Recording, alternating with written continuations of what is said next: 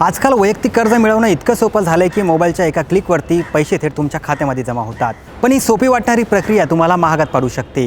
कर्ज घेताना तुम्ही कोणत्या गोष्टीकडे दुर्लक्ष करतात हेच आपण आजच्या या व्हिडिओतून जाणून घेणार आहोत।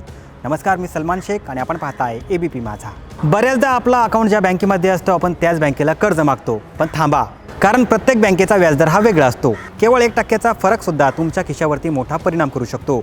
त्यामुळे कर्ज घेण्यापूर्वी किमान 3 ते 4 बँकाच्या कर्जदराची तुलना नक्की करा। यासाठी फक्त 15 मिनिटं लागतात, पण त्यामुळे तुमचे हजारो रुपये वाचू शकतात। आपल्याला वाटतं की कर्ज मंजूर झालं म्हणजे आपल्याला सर्व पैसे मिळणार आहे, पण तसं नसतं।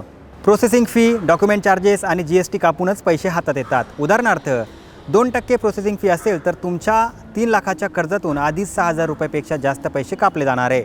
त्यामुळे नेट अमाऊंट किती मिळणार हे आधी चेक करून घ्या। तर काही बँका तुम्हाला कमी EMIचा आमिष दाखवतात, त्यामुळे आपण पण म्हणतो की बरं आहे, आपल्याला कमी पैसे भरावे लागतील, पण तसं नाही आहे। EMI जेवढा कमी, कर्जाचा कालावधी तेवढा जास्त असतो आणि कालावधी जेवढा जास्त तेवढा जास्त व्याज तुम्हाला भरावं लागतं। शक्य असल्यास कमीत कमी कालावधी निवडा।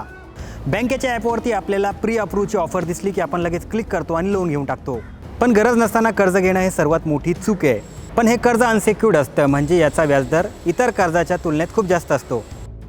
कर्ज देताना बँका अनेकदा कर्जाचा विमा घेण्याचा आग्रह करतात। हे तुमच्या सुरक्षेसाठी चांगलं असतं, तरी त्याचा प्रीमियम तुमच्या कर्जाच्या रकमेतून जोडला जातो का हे नक्की तपासा। तर मित्रांनो, तुम्हाला जर कर्ज घ्यायचं असेल तर या सर्व गोष्टी तपासूनच तुम्ही कर्ज घ्या। तुम्हाला ही माहिती कशी वाटली आम्हाला नक्की कळवा आणि जास्तीत जास्त लोकांपर्यंत हा व्हिडिओ शेअर करा। एबीपी माझा, उघडा डोळे बघा नीट।